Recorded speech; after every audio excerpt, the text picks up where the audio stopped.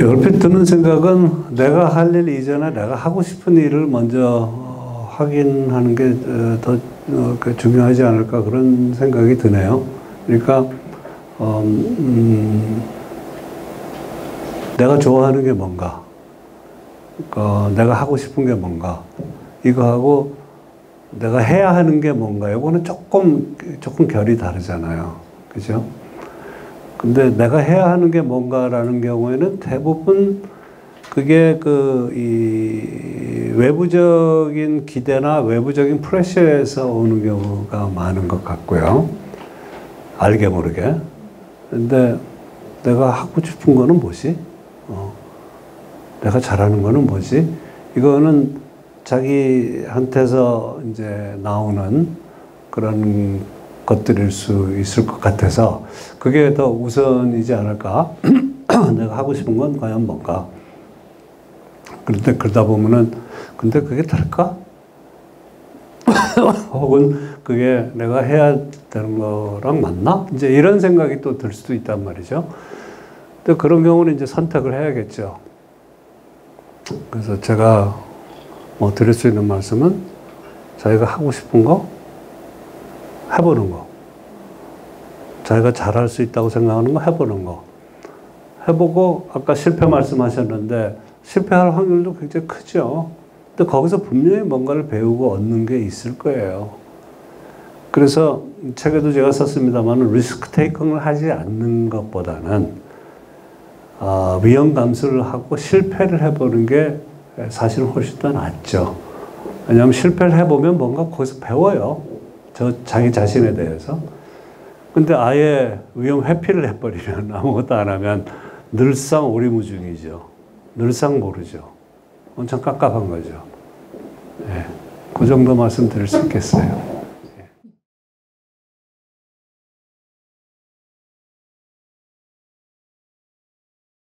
예.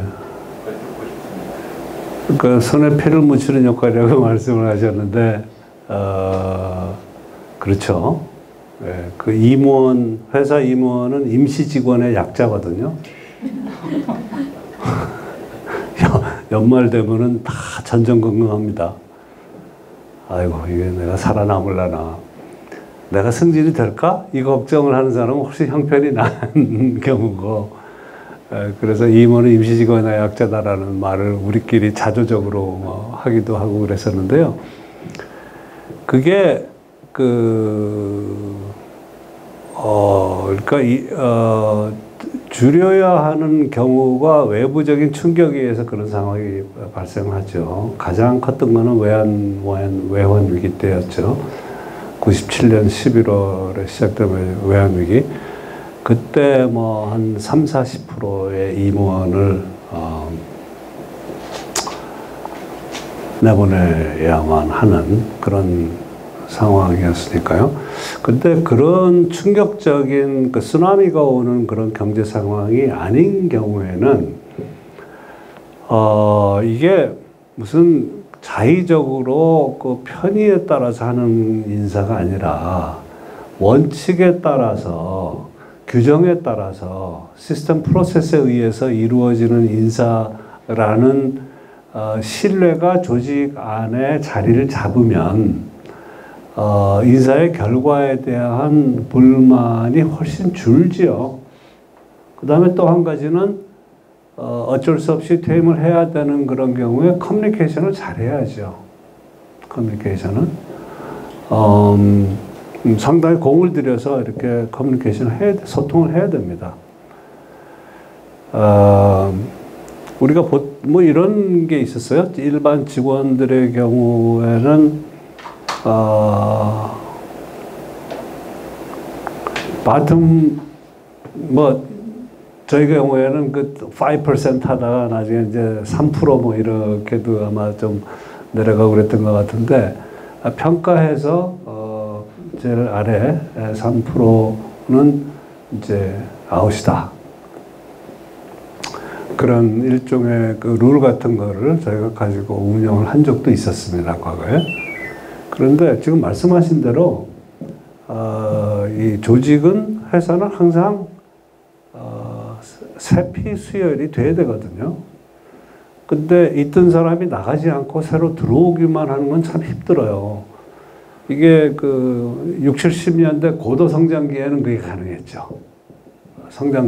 워낙 성장 속도가 빨랐기 때문에 사람들 엄청 뽑고, 뭐 승진도 빨랐고, 그 시기엔 그랬죠. 그렇지만 이제 저성장 기조로 가면서 그런 건 힘들어지죠. 그러니까 새로운 사람들이 들어오기 위해서는 기존에 있던 사람들이 일부 나가야 되는 것은 뭐 어쩔 수 없는 거죠.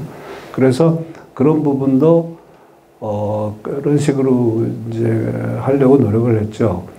이 경제 사정이 나빠진다고 해가지고 정리해고 하려고 들지 말고 평상시에 3%에서 5% 정도는 늘상 그 수요를 하자, 물관리를 하자. 그래서 회사가 상황이 좋을 때 그 사람들 이게 뭐 명예퇴직 형식이라든가 그런 걸로 하게 되면 충격을 훨씬 줄일 수 있거든요. 그냥 무짜배기로 나가는 것보다. 그러니까 회사가 잘 될 때 사람들을 내보내자. 그런 식으로 운영을 했었어요. 그게 훨씬 현실적이잖아요. 회사가 잘 될 때 좀 패키지 잘 해가지고 하고 그러면서 새로운 인력 인플로우를 만들어내고 그런 식의 노력을 했었죠. 예. 충분한 답변이 안 된 것 같기는 한데.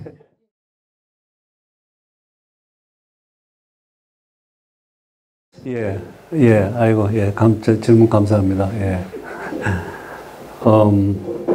아까 잠깐 뭐 말씀드렸지만은 제가 대학교 때 그때 제가 73학번인데요. 그때는 뭐 학교에 뭐 사법 형사들이 있고 군인들이 들어온 적도 있고 뭐 학기가 제대로 끝난 게 그렇게 뭐 많지 않았을 정도로 그런 시절이었죠, 그때는. 그러니까 그때로서는 사회정의, 인권 이것에 내가 어떻게 기여할 수 있을까 뭐 이런 생각을 많이 했었어요. 그리고 이제 졸업을 하고 사실은 제가 졸업을 하고 그때 대우 실업을 들어갔는데 대우 실업을 들어간 이유가 제가 무슨 뚜렷한 소명의식이나 목적의식이나 그거가 있어서 간 게 아니고요. 당시에 대우 실업이 제일 좋은 회사였어요. 월급이 제일 많은 회사, 신입사원이 해외 출장 갈 수 있는 유일한 회사, 대한민국에서 그때 당시 그랬습니다. 그래서 거기 갔었는데 거기서 한 3년 정도 일을 했는데 뭐 너무나 싫어서 너무나 싫어서 고민하다가 사실은 저는 대학교 때 뭐 그렇게 열심히 공부는 안 했지만 내가 언젠가 유학 가서 제대로 공부를 해봐야 되겠다라는 생각을 한 적이 있었어요. 그래서 가면서 그거 해야 되겠다. 그래가지고 이제 유학을 간 거였죠. 그리고 처음에 이제 노사관계로 이제 제대로 한국 노사관계 제도를 선진화하는데 기여하기 위해서 내가 이론적인 그거를 갖추고 그러기 위해서 가서 공부를 해야 되겠다. 그런 마음으로 사실은 갔었거든요. 근데 공부를 하다 보니까 이게 노사관계만 들여다봐가지고는 노사관계를 모르겠다라는 생각이 들기 시작해가지고 노사관계가 인사관리라는 이 기업 안에서는 이 안에서 이게 이루어지는 거구나. 그리고 노사관계에 저는 노예만 관심이 있었고 사실은 그때까지도 사회는 별로 관심이 없었어요. 그러니까 상대방으로만 생각을 했어요. 그때까지는 제가 그렇게 생각을 했습니다. 이게 사를 알아야 되겠구나. 경영을 알아야 되겠구나. 전략을 알아야 되겠구나. 그러다 보니까 제가 시장에 대해서 아는 게 없더라고요. 시장 시스템이 뭔지. 내가 시장을 알아야 되는구나. 이제 이렇게 생각이 이렇게 가면서 기업에 대한 관심도 생기고 그랬었죠. 그러면서 이제 맨날 이 통계 패키지만 돌리다가 케이스 스터디를 이제 시작을 하게 되고 그러면서 관심이 이렇게 조금씩 이제 그렇게 넓혀져 갔는데, 이제 미국에서 15년을 살았다고 말씀을 드렸는데, 간혹, 이제 한국을 왔다 가거나 하면은, 미국에 다시 가서, 이제 공항에서 이제 이민국 INS를 통과할 때 INS 직원의 눈빛이 그렇게 그때는 저는 좀 힘들었어요. 그러면서 무슨 생각을 했냐면은 이게 리퍼블릭 오브 코리아 이 여권인데 그냥 제 자격지심이었을 거예요. 앞에 서 있었던 사람이 영국 사람이었고 뒤에 있는 사람은 프랑스 사람인데 이 사람들 쳐다보는 눈하고 나를 쳐다보는 눈이 다른 것 같은 거예요. 자격지심에. 그래서 그런 생각을 했어요. 야, 우리가 최소한도 영국이나 독일이나 프랑스 정도는 돼야 되지 않을까. 그래야 한국 여권 갖고 다니면 어디를 가도 우리가 존중을 받겠구나. 뭐 그런 이제 철없다 그럴까? 뭐 그런 생각을 하면서 아주 우연하게 회사로 이제 올 수 있는이 아니라 회사로 올 그런 이제 계기가 아주 우연히 생겼는데 그때 한 1년을 고심을 했죠. 저는 다시 회사 갈 거라는 생각 한 적이 없었으니까. 근데 조금 아까 말씀드린 대로 제 관심의 영역이 노사관계를 넘어서 인사, 그 다음에 기업, 시장 이렇게 이제 넓어지고 케이스 스터디를 하고 그런 상황이었기 때문에 관심이 갔어요. 그러면서 한 1년을 고민하다가 결국 결심을 했는데, 그러니까 제가 그때 이제 한국을 오려고 생각을 하면서 이제 당시에 이제 구자경 회장이 이제 마지막 해였어요. 그래서 저는 구본무회장 취임하면서 이제 같이 시작한 셈인데 95년에요. 그때 구자현 당시 명예회장이 아직 현역의 회장으로 계실 때 그때 저한테 딱 그렇게 얘기를 하더라고요. 이 교수 우리가 선진기업 되락합니다. 와서 좀 도와주소. 딱 이렇게 얘기를 했어요. 그게 저한테 그냥 이렇게 확 들어오더라고요. 그러니까 제가 미국 살면서 생각했던 거, 느꼈던 거, 여권 이렇게 거기에 대해서 좀 아까 말씀드린 거, 그런 거 하고 그게 다 합쳐지면서 이게 LG, 그 당시 럭키금성이었어요. 마지막 해. 럭키금성, 그 다음에 제가 오면서 이제 LG로 그게 됐는데, 이게 LG라는 회사가 이게 정말, 세계적인 기업이 될 수 있도록 내가 기여해야 되겠다. 이제 그거를, 저의 소명의식으로 삼았고요.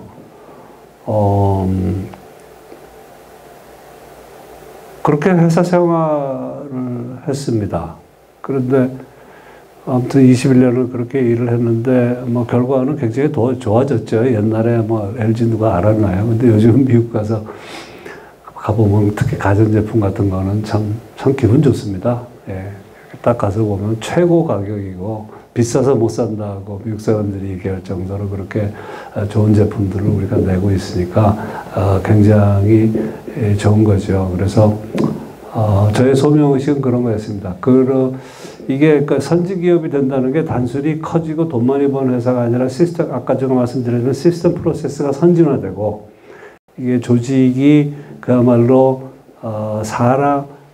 그리고 제가 LG로 오게 결심하는데 큰 그거 하나는 이게 좀 여러 차례 방문을 해보니까 다른 회사들하고 다르더라고요. 약간 촌스러운 데는 있는데 이 사람에 대해서 함부로 하지 않는다는 그런 게 느껴졌어요. 근데 와서 일을 해보니까 역시 그렇더라고요. 이렇게 함부로 하지 않는 사람에 대해서. 그게 저한테는 굉장히 중요했었죠. 선택하는데. 그렇게 이게 현문우답이 된 것 같습니다.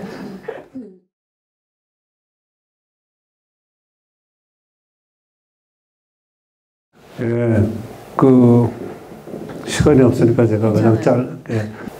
저는 회사 다니면서 제가 책에도 조금 언급을 했습니다만은 나름대로는 깨어 있으려고 꽤 노력을 한 것 같아요. 그러니까 회사에 저는 토탈 데디케이션을 하고 21년을 살았다고 저는 생각을 하는데요. 실제로 그랬던 것 같아요. 근데 그렇게 할 수 있었던 그것 중에 하나도 근데 LG라는 회사가 참 좋은 게요. 주말에 윗사람들이 저를 찾은 경우가 21년 동안 10번이 안 될 거예요. 그러니까 주말은 완전히 노타치.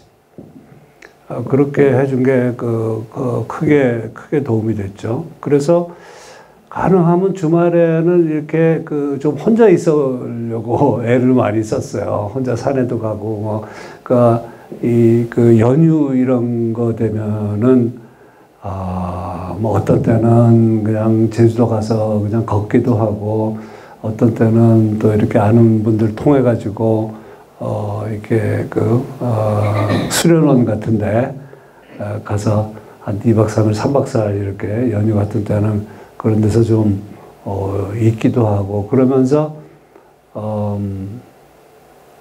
회사 생활 바깥에서 내가 쉬고 또 다른 어떤 그 영적 자양분을 얻기 위해서 나름 좀 애를 썼던 것 같습니다. 예. 그게 어쩌면 뭐 회사 생활 하는데도 사실은 도움이 됐었을 것 같고요. 아까 회사 다니면서 목구멍이 포도청이라 어쩔 수 없이 다니는 회사 생활이 아니고 여기서 삶의 보람을 느끼고 내가 성장한다는 그런 걸 느낄 수 있으면 좋겠다고 생각한 거는 저 자신에게도 해당이 되는 거기 때문에 그리고 저는 사실은 사람이 남녀를 다 떠나서 사람이 회사에 들어가서 조직 생활을 해보는 걸 통해서 저는 굉장히 성장할 수 있다고 저는 생각해요. 이게 혼자 자영업만 하는 거하고 다르거든요. 싫어도 해야 되는 경우도 있고 꼭 하고 싶은 것만 할 수 있는 게 세상이 아니고 인생이 아니거든요. 그걸 꼭 하고 싶은 거 아니지만 할 수 없이 해야 되는 건데 거기에서 또 어떤 의미를 찾을 수 있는 기회 같은 게 사실은 직장 생활을 통해서 얻을 수도 있어요. 저는 그래서 사람이 한 인간으로서 성숙하고 성장하는데도 조직 생활을 해보는 거는 전 도움이 된다 그렇게 생각을 하고 그런 측면이 있습니다. 작은 조직에서 인사권자가 몇 가지만 딱 기억을 하면은 구태여 복잡하게 남들 하는 거 따라 하려고 구태여 그 트렌드 쫓아갈 것도 없고요. 그렇게 말씀을 드렸는데 제일 중요한 거는 이제 내가 공정한가, 내가 공정하게 하고 있는가라는 질문을 스스로가 할 수 있어야 되죠. 내 기분에 내켜서 하는 건가, 내가 공정하게 하고 있는 건가, 그리고 내가 이 사람들, 이 부하들, 이 직원들, 이 회사를 내 소유물로 생각하고 있는 건가? 그렇지 않은 건가? 그러면 뭘로 생각을 하고 있는 건가? 이제 이런 것들에 대해서 조금 생각을 하면, 그러면 작은 조직이라도 굉장히 잘 저는 경영할 수 있다고 봐요. 그런 경우들도 실제로 봤고요. 뭐 그렇게 복잡할 필요 없거든요.